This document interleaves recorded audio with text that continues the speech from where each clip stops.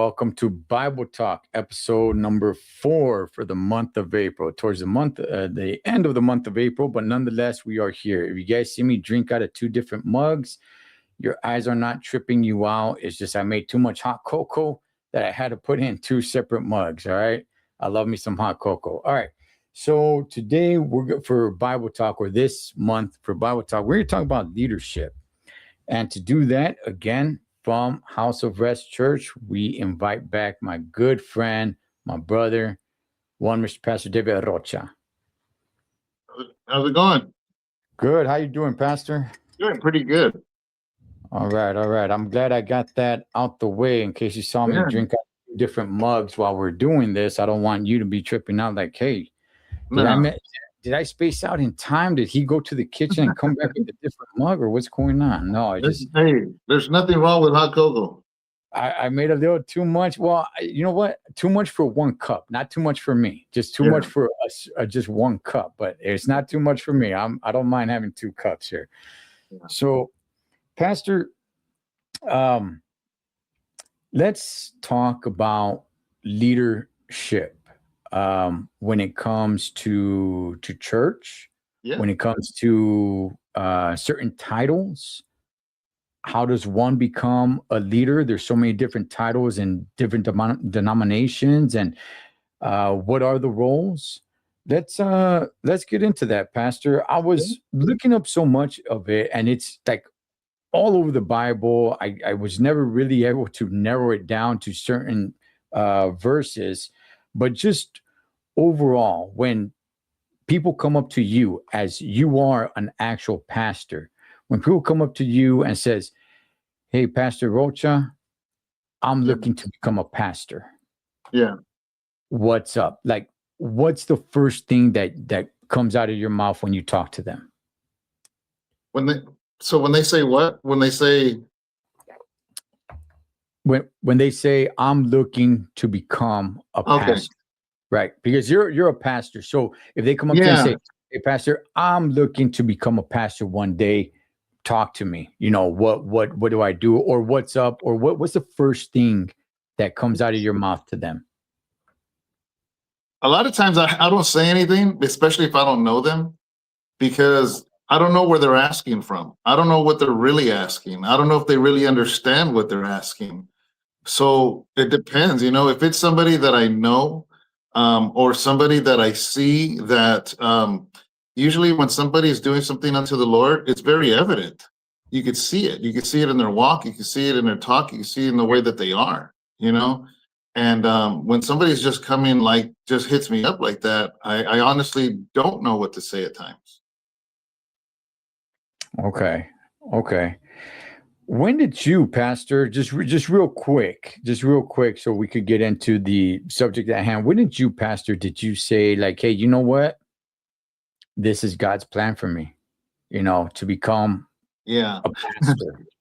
Yeah, it's kind of a weird situation because originally, I was in prison when I gave my life to the Lord, surrendered my life to the Lord, 2004. And so I became a Christian, started reading my Bible. It wasn't until 1.5 years later that I felt, I didn't hear it audibly. I didn't hear a voice out loud. I was just in my cell, solitary confinement by myself. But I felt this need to have to share what I'm learning. But I'm by myself. I'm in a cell by myself. I didn't know what to do. So I would put it on paper, these things I was learning, and I would send it to my family.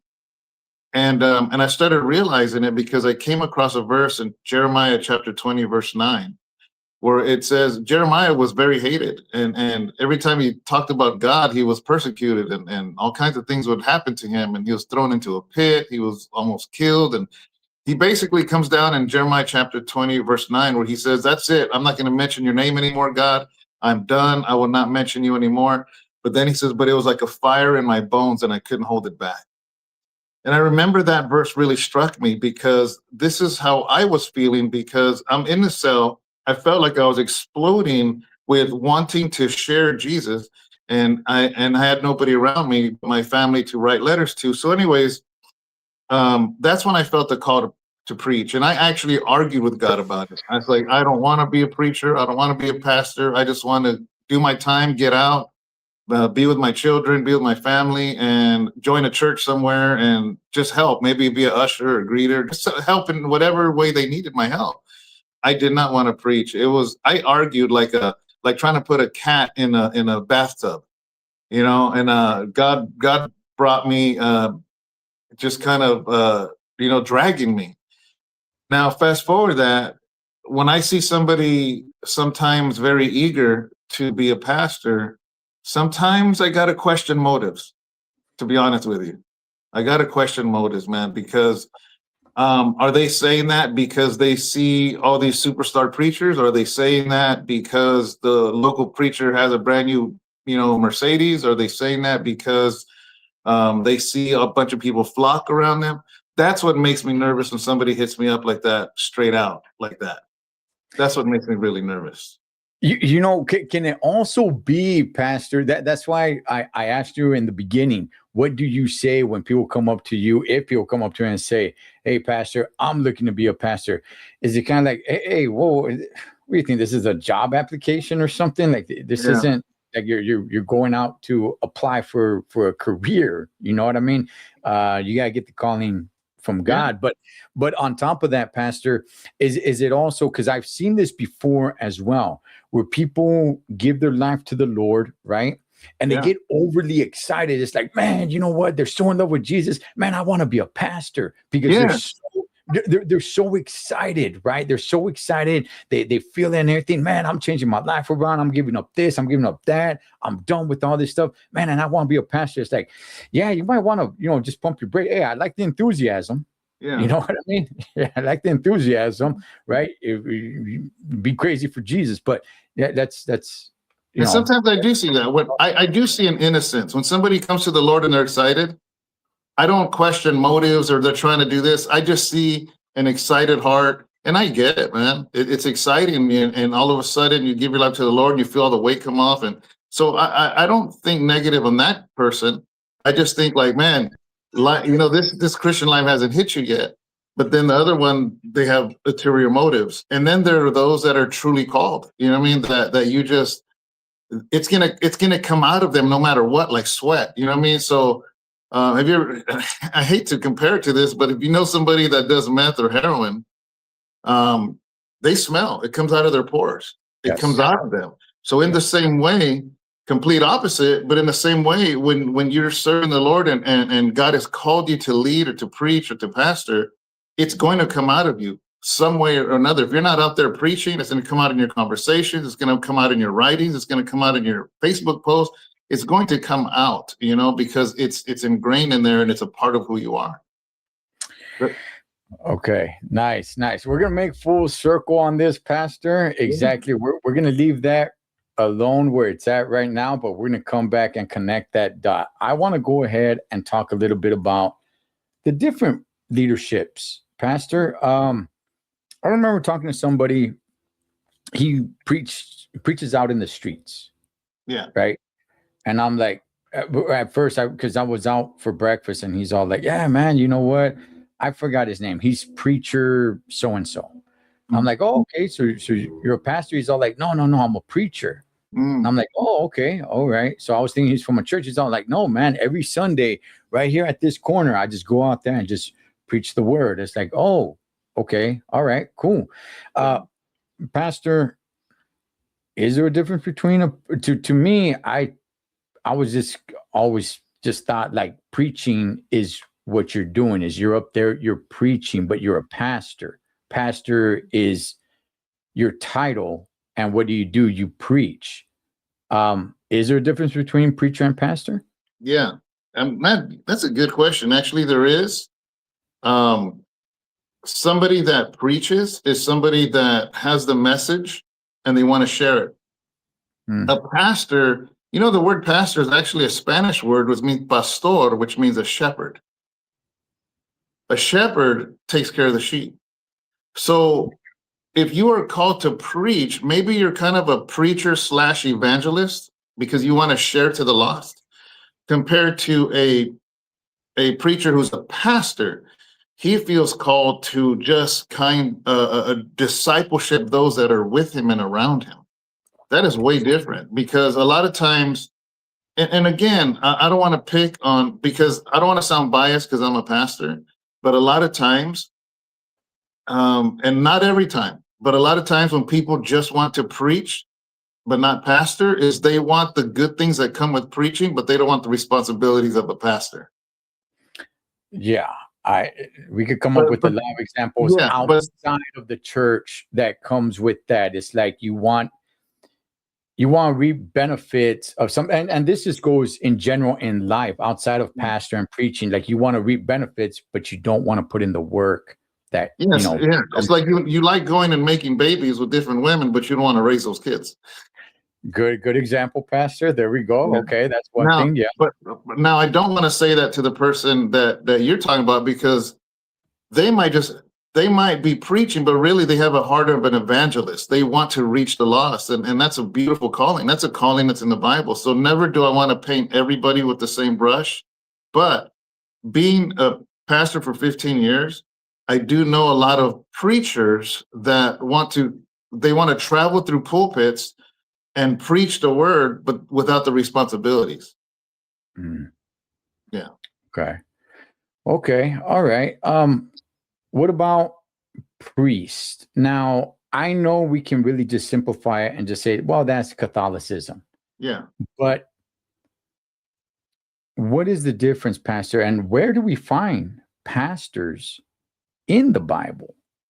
And where do we find priest in the Bible? And what is the difference? Good question. You got some good ones, man. I'm looking this up real quick.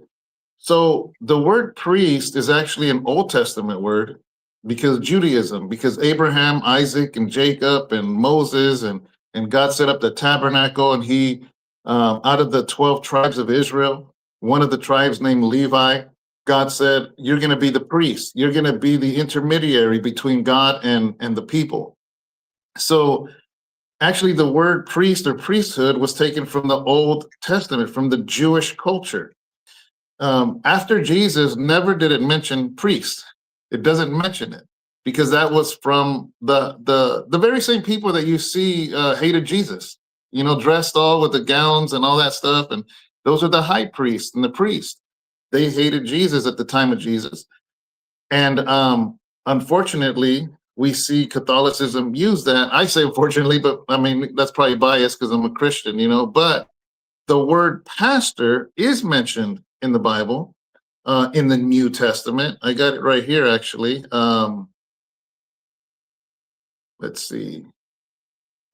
I believe it's only mentioned once. I don't want to downgrade it whatsoever, but I believe it's only mentioned once in the Bible. Yeah, it's mentioned once, specifically the word pastor, but then there's many references to being a shepherd, which means pastor. Right. So that's why I say that. But I will say this though, against the Christian church, is nowhere in the New Testament does it say that the pastor is the head over the prophet, over the apostle, over the evangelist, over the teacher. So to be fair, it never says that. It says that the pastor, or the one that watches over there, that is, and I say that because the way our churches are created now, it's like the pastor's the head honcho. And we do not see that in the original church. We see more of a group of teachers and pastors and prophets or elders, that look over the church, look over the congregation. That is something that probably came about in the last few hundred years. So we don't see priests in the New Testament, but we also don't see pastors as the head honcho either. As I was doing a lot of research on this, Pastor, one word that you said right there that really stuck out to me, a word that kept coming up over and over and over, was elders. Yeah. Elders. I was doing research on leadership and the gospel and leadership in the church. And a lot of times I kept on seeing and coming across the word elders. Yeah, I mean, that's the way I always saw it was the pastor is the head honcho, and then there's everybody else, right? And everybody else has their role. But you're saying that originally that's not the way it is. It's just everybody is a team together. It was a team. So I guess the next thing let's say you would say, whether you're going to ask this or not, is then, well, David, you're a pastor of House of Rest. You're saying it's not in the original church. So why are you kind of the head honcho at House of Rest? And that'd be a fair question for you to ask. And I do have an answer if you wanted to ask that. Well, I'll go ahead and throw this out there. Yeah, I do want an answer to that. And I just want to say, I've been to your church, Pastor, and everybody does look at you as the head honcho. I'm keeping it real. Yeah. Everybody does look at you like the head honcho. So that's, whether people look at that like a good thing or bad thing, that's got to be a lot of weight for a man to carry. Yeah. So let's get that answer. So the answer is it's an unfortunate one. You know how there's a lot of women that raised their sons and they got to be mom and dad. That's not ideal. A woman was meant to be a mother, not a mother and a father, but it happens so often that women have to step up to the plate and just play by the rules of this society. Unfortunately, they have to raise these boys and try to teach them to be men the best possible they can. That's not ideal, but it is what it is. So I use that example to say this, the state in which the church is in right now, it's all over the place. There's a lot of denominations, and I don't have an issue with denominations, but there's a lot of sometimes infighting, that in this day and age, there has been so much abuse in the church. So pretty much Christian churches are going by two generalized models. One of them is that they are led by the pastor, and the pastor is the head honcho, and what he says goes, and they can't fire him. He usually established that church or whatever, and he's going to preach and whatnot. Can that be good? Can that be bad? Yes. Then on the other side, you have the church that is run by committee or a board. In other words, a board of elders. And a lot of times they can hire or fire the pastor. And that can be good and that can be abused. So both sides can be good, both sides can be abused. But what happens a lot is both sides are abused. For instance, many churches that run by a board, the board, their concern is to fill those pews. Their concern is to bring in money to keep going, to keep the church going. And if that pastor is preaching a little too harsh, or he's preaching against things that maybe this society right now don't feel like they should talk about, abortion, homosexuality, this and that, they'll fire him. They would rather get a watered down preacher to keep the money coming.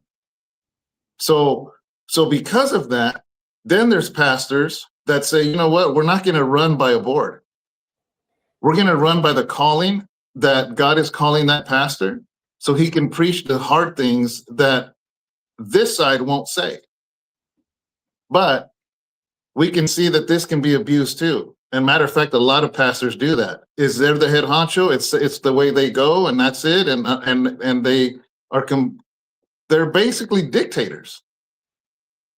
So you're going to have to fall into one or the other if you're going to pastor a church in this day and age in America. So because of that, I'm part of Grace International. It's 93 years old. There's men around me that have been pastoring for 30, 40, 50, 60 years. Why do I say that? Is because I don't want the model of a board that can fire me because they don't like what I preach. And I don't want to be a dictator. What I'm going to do is put myself under the umbrella of Grace International, which is thousands of pastors, many of them that have decades. You know, so we have our president of Grace International, a vice president of Grace International, the district superintendent over my district here, and then myself. So in essence, I'm making the decisions here at the church, but also there's people above me that keep me in check. Because if not, you know what I mean, as men, we always want to have somebody that we are accountable to, that oversee us. But now within here, even though I have the last word here in essence, right? I have people around me. My wife has a lot of influence. My brother Angel, who's a pastor, has a lot of influence. Pastor Al, he's the OG here, has a lot of influence. Pastor Armando, our Spanish pastor, has a lot of influence over here. So I have never reached a point where they all go against me and I do it anyways. I'm always going to seek their counsel. And sometimes I have an idea, but I share it with them and they're like, you know what's a good idea, but what if we do this or this or this? And I'm like, you know what, that makes sense. So I guess what I'm saying is I consider those elders that are helping me run the church. Hopefully that makes sense. Yeah, no, it does. I mean, when you find yourself, when one finds themselves on top of the mountain and there's nobody else, right? I mean, everybody will always say, "Hey, listen, God, the Holy Spirit, they're the actual leader, right? But they're the one that's controlling this, right? But when it's just one man, yeah, we're all flawed. We're all sinners. No matter how great you live your life, which that's a subject for another day. I can't wait to get to that one. But that person's going to be flawed. Yeah, I like the whole. Hey, listen, we're looking out for one another, right? This brotherhood here to make sure that none of us get out of line. Because look, we all can get out of line, especially if nobody's holding anybody else accountable. Exactly. You could be the leader. You could be but. Hey, we're all brothers and we're all flawed. We're all sinners. Somebody can get out of line, and because nobody's gonna say anything, because that's the leader here. No, we got a group of leaders like, hey, you know what? That brother over there, man, he's doing a little shady stuff, man. Let's go check him. You know what I mean? Hey, brother, this is what's up. All right. And the other fella's been talking, and this is what's going on with you. And that the accountability is what I'm saying, Pastor. So I definitely get that. Pastor, what is a deacon? What is a reverend? You got some of these other titles out there that get thrown around pretty often, and it's to just the average person, it sounds important. What is a bishop? It sounds important, but people really don't actually know. It's like, okay, sounds important, but what is it? Okay. Let's do the deacon, reverend, and minister are pretty much the same thing. Those are like assistant pastors. Depending on which denomination you go to, they just call it a deacon, but maybe in another church they call them a minister, and another one they call them reverend, but they're basically the same thing.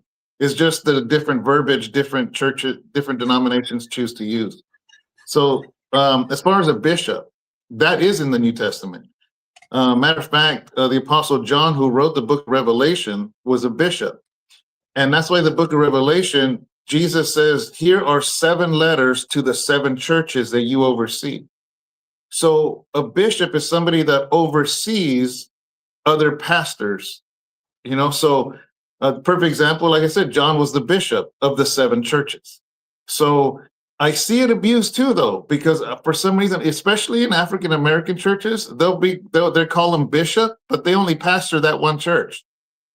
So that I don't know. Again, I don't know the inner workings. I don't know if they say that because maybe they have 10 licensed pastors in their church, so they're a bishop because they're a bishop over those 10 leaders. I don't know. Maybe I don't know. But for me, biblically speaking, a bishop is somebody that's a pastor of other pastors who are pastoring churches. I don't use that. Grace International doesn't use that. For instance, we have Pastor Thomas, who comes from Nigeria every year. Right. He oversees 500 churches, but he doesn't take on the word bishop. He just Pastor Thomas. We had Pastor Moses, who was just here from Uganda. He oversees I think it's 130, 140 churches. Nobody calls him Bishop Moses. He's just Pastor Moses, Our president of Grace International oversees like 5,900 churches. But nobody calls him, Bishop Steve Riggle. He's just Steve Riggle. So I don't think there's nothing wrong with the word bishop. But I think because it's been so over abused, that us at Grace International choose not to use that, Okay, because it's earned a certain reputation in so many recent years. It's earned a certain reputation where it's just kind of like, you know what, man? Maybe at some point, if it gets the true the definition of the meaning of what it is to be a bishop, maybe we could hear it a little bit more for what it truly is. But I get what you're saying. As for now, it's kind of like, you know what, man? That term has been gone through the mud because of all the mockery that we see with it. So it's just kind of like, let's leave it alone, because if we start using it, now everyone's going to start looking at us like they look at all them that have popularized it to being a complete mockery. Yeah. Now, originally, though, in the first couple centuries of the church, there was real bishops, because, for instance, you had the bishop that was over the churches in Egypt, or in Syria, or in Rome, or in, so there was these bishops would get together to have a meeting, and then they would take that to their pastors. So it's almost like a bishop would be a modern day, like Grace. We call it our district superintendent.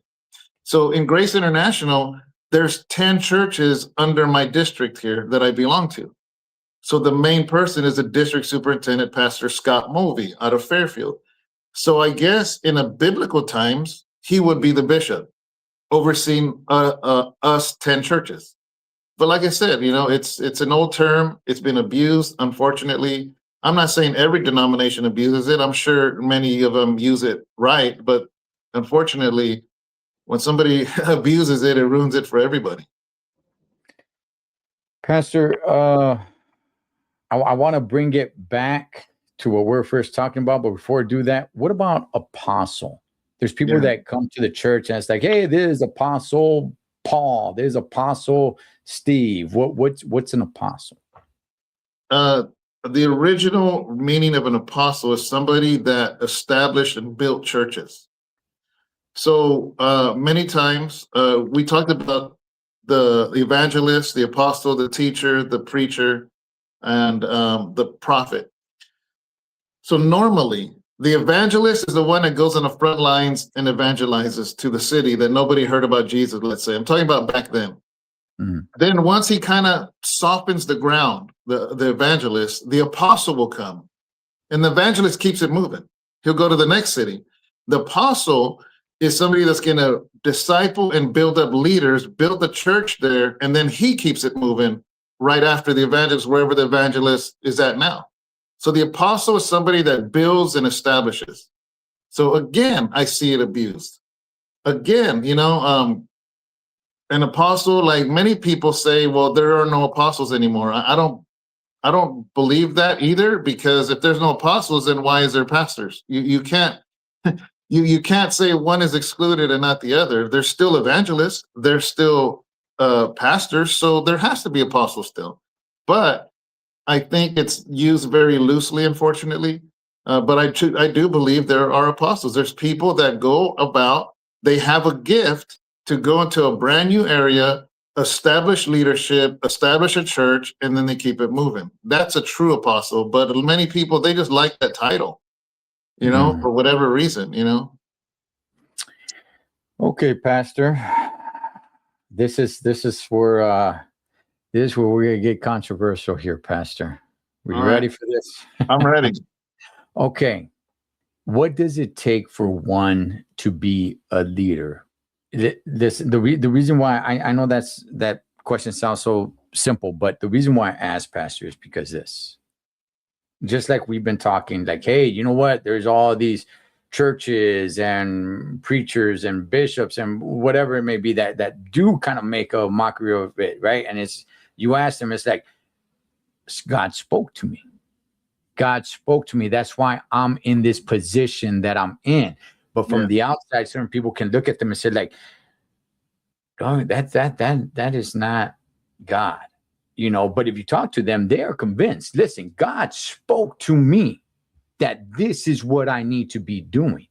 So when I was doing research on this, Pastor, I mean, there was so much in the Bible when it comes to leadership and everything.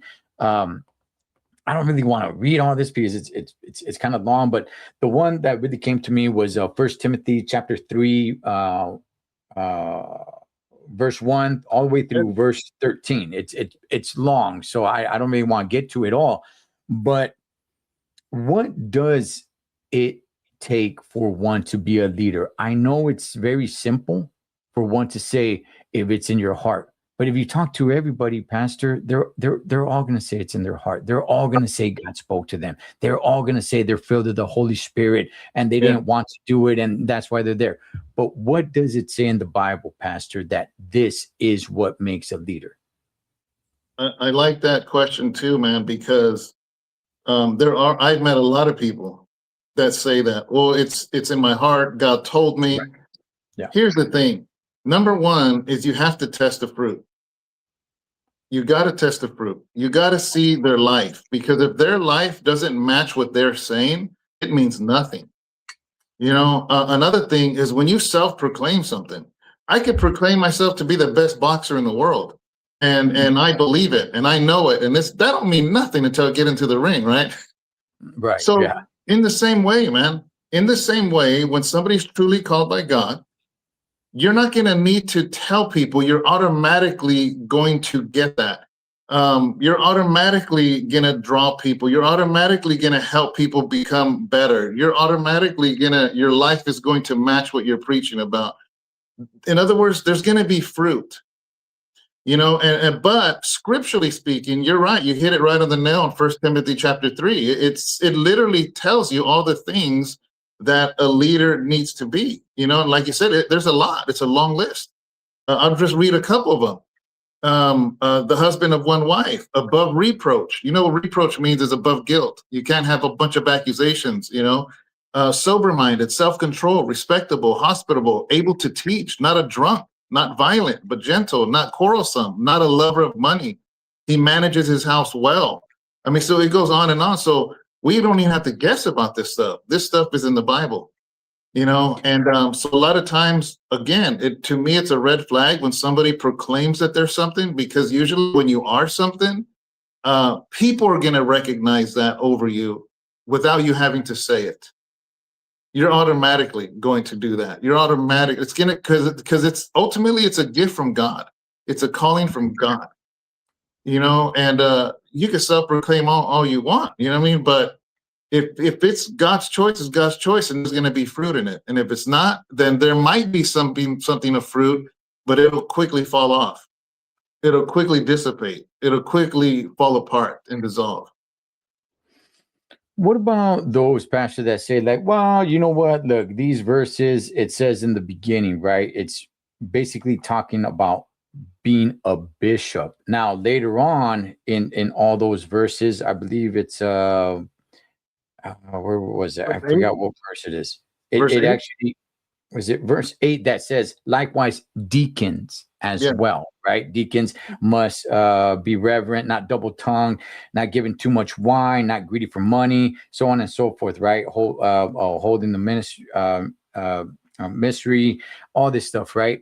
What if it's just, okay, is it just talking about bishops? Is it just talking about deacons? Is it talking about leadership? Because when I look at this, I'm like, well, to me personally, just me personally, I think this is just leadership quality in everything and everything. You know, I mean, even just business-wise. I mean, if somebody's going to run a business, yeah, hopefully he's not an alcoholic, and hopefully he's, you know, not a man that's too greedy, but knows how to conduct business, and hopefully he's, you know, a lot of these things, you know, good behavior. Hopefully he's not a man of wrath and all the things. I mean, you're in competition. I understand that, you know, you got to compete for your business to grow and all that, but hopefully he's not doing dirty movidas for that to happen. So why just read all this? I'm just like, you know what, to me, that's just leadership overall. I mean, is it just bishops? Is it just deacons? I agree with you. I mean, even in my Bible, it has this title. I mean, even though the title wasn't in the original Bible, but it says qualifications for overseers, for those who are overseeing people. Anytime you're in a position where you're leading people, whether it's a deacon, a bishop, a pastor, an evangelist, whatever, there has to be qualifications for that, because you're dealing with people's lives. You're dealing with broken people. You're dealing with people that are, some of them are coming shattered. Some of them are coming because they've been betrayed. So you're right. I agree that it should be qualifications for anyone in a position of leadership, regardless of how high that leadership is, you know? There has to be character, man. Like when you see a police officer break the law, the question is, should they get hit harder by the judge? I agree so that they should, because they were held to a higher position because they were police officers, you know? Mhm. And I think same thing with pastors or leaders. We need to be held to a higher standard. That's why the Bible says that not everybody should do it, because it is being held to a higher standard, because you can literally destroy people and destroy families. It's something that should be taken serious. And when I see pastors or leaders use it for monetary gain, use it for these things, I'm just like, do they not fear God? You're leading people. You're taking from people. You're leading them astray. You know, I remember watching, I know you've seen Band of Brothers. Oh yeah. Oh yeah. Yeah. So there's a thing, remember where Sergeant Winters, he got bumped up, and he's training somebody to be the sergeant of Easy Company. And he caught that guy playing cards with the soldiers. And he told him, he pulled him to the side. I don't remember exactly verbatim, but he says, never put yourself in a position where you're taking from your men. In other words, don't be gambling with them. I don't know if you remember that scene, but that spoke to me as a minister. Don't put yourself in a position where you're gonna just suck the people dry. You know, that's not cool. Do I have an issue with the pastor having a Mercedes? Not if it matches his demographic of his church. But if you're sitting in some messed up church and everybody's broke, you should be able to match the very community you're reaching. There's no reason for you to have a membership of 50 people and they're all struggling for work and you're pulling up in a brand new Mercedes. There's nothing wrong with a Mercedes, but it should match, you know, because you never want to put yourself in a position where you're bleeding the people dry. Right. That's wrong. That's wrong. So you're right. You know, I think that all these qualifications apply to everybody. I prefer Cadillac over Mercedes, but I get what you're saying, Pastor. Yeah. I get what you're saying.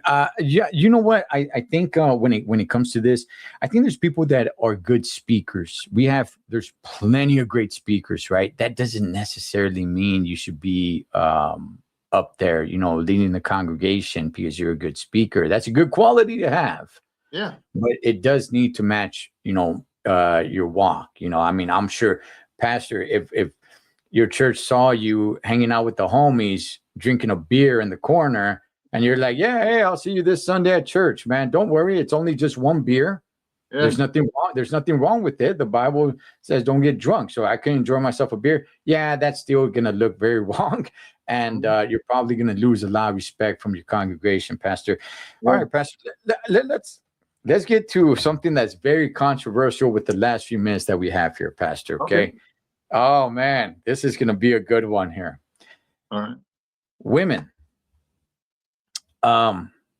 should they be leaders in the church, Pastor? Listen, I have been studying this for quite a few years now. One of the reasons is because, you know, the church I attend, they do have some women go up there and even call themselves preachers. You know, not all women. I mean, the main pastor is a man, but his wife is also a pastor, and she calls herself pastor, and there's a few other ladies, not many, but you know, and it's kind of a growing trend. I understand women have been put in from different churches. Doing research in this, we could go back to like the 1800s when a woman was put in position. So maybe it's not brand new, but at least it becoming more ubiquitous. That is more new because you're seeing it more now. And when I say now, I don't mean just this year, but maybe like in the last maybe 10 years, maybe 15 years, even though we can go all the way back to the late 1800s, where it's like, hey, this woman was put in a position back then. so it's been happening since then. Yes, but at the same time, it wasn't as prevalent as it is today. Now I'm starting to see it a lot more. There's a church right here down the street, Pastor. The main pastor right there is a woman. Where do women stand in all this, Pastor? Because I have my thoughts, I have my beliefs as well, and I want to go ahead and I want to hear what you have to say first, Pastor. Well, I'll start off by saying this. In the Bible, God put man in charge. We see it in the book of Genesis. We see that God spoke to Adam. He wasn't so much upset that Eve ate from the tree. He hit up Adam. He didn't hit up Eve. He says, Adam, why did you do that? So we see this same thread along all the line. Even the priests were men.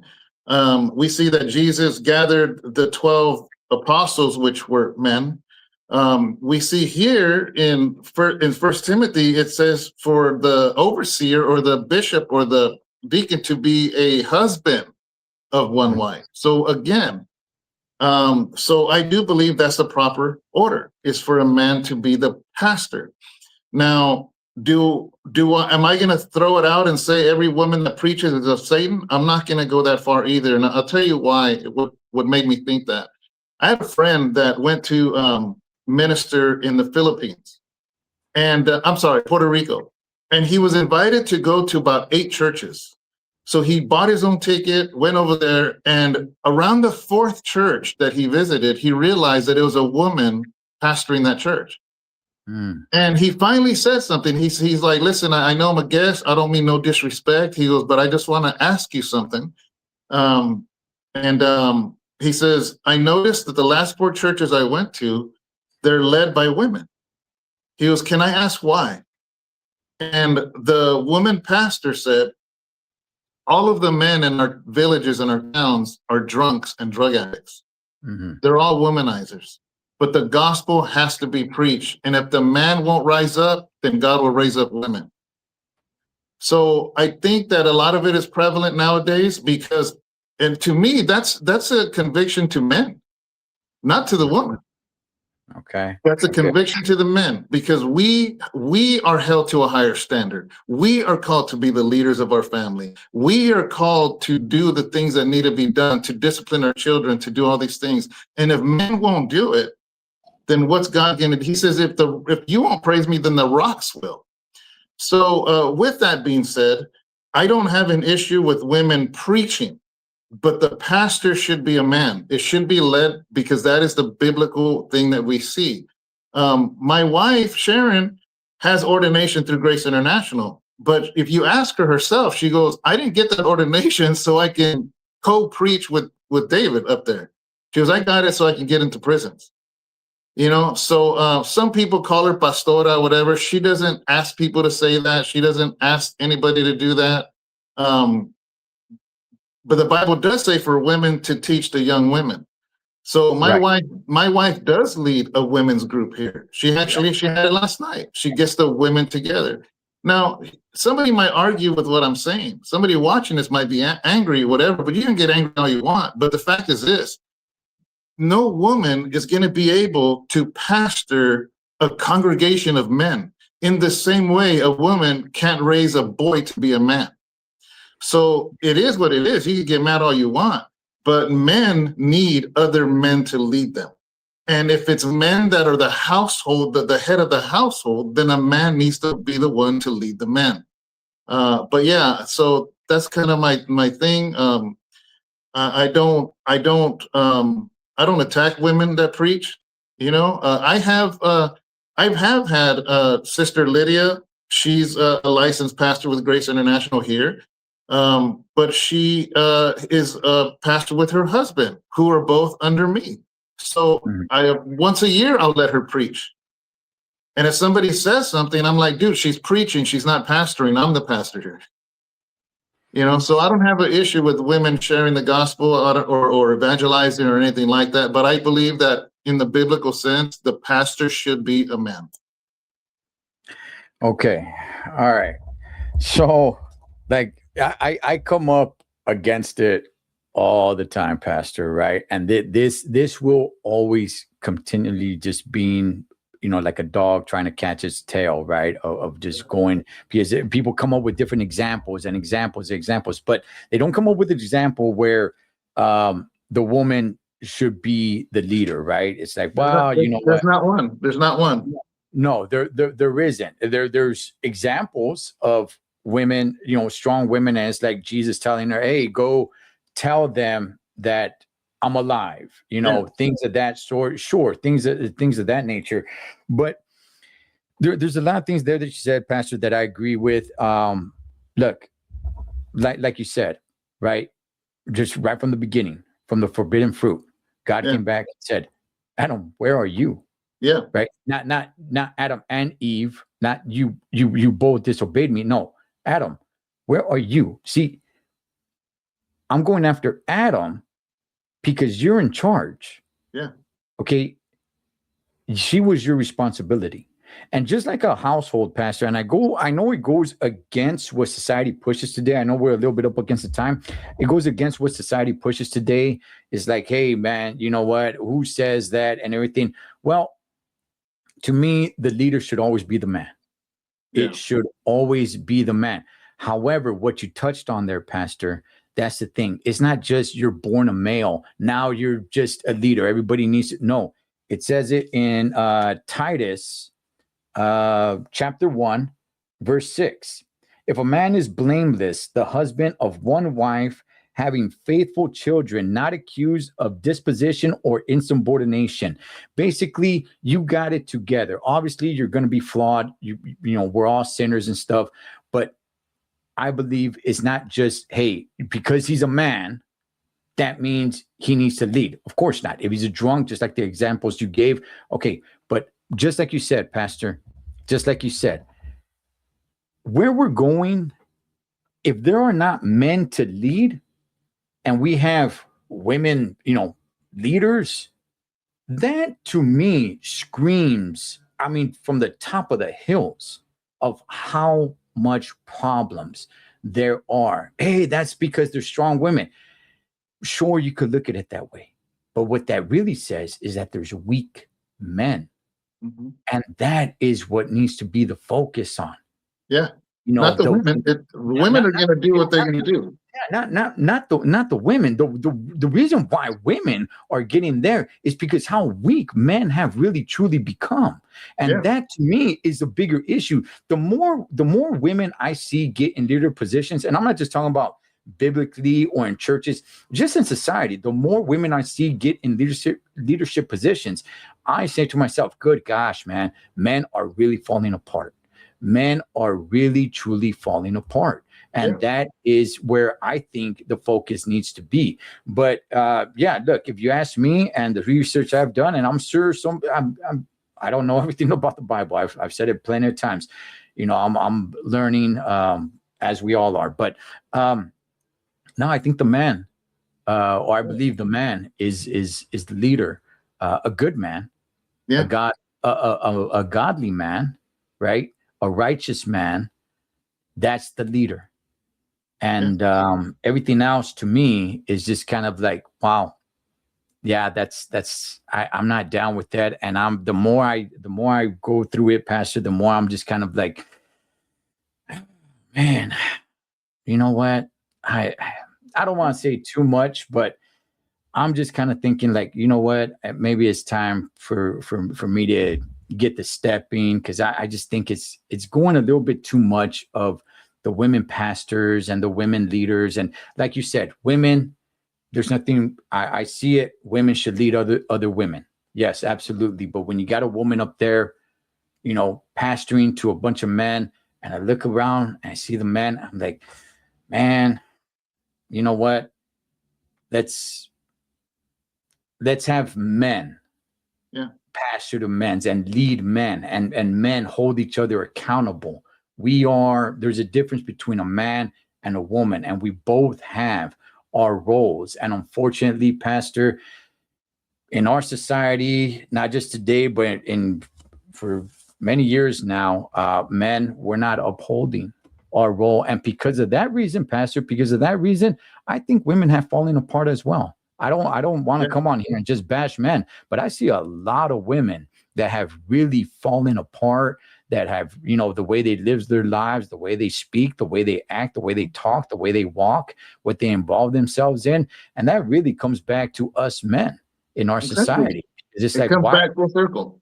It comes back to us, because just like we're the leader of our home, we're the leaders of society, what we accept and what we don't accept. So if your house is a complete mess and your kids are all acting up and acting foolish and everything of that sort, that comes back to the man.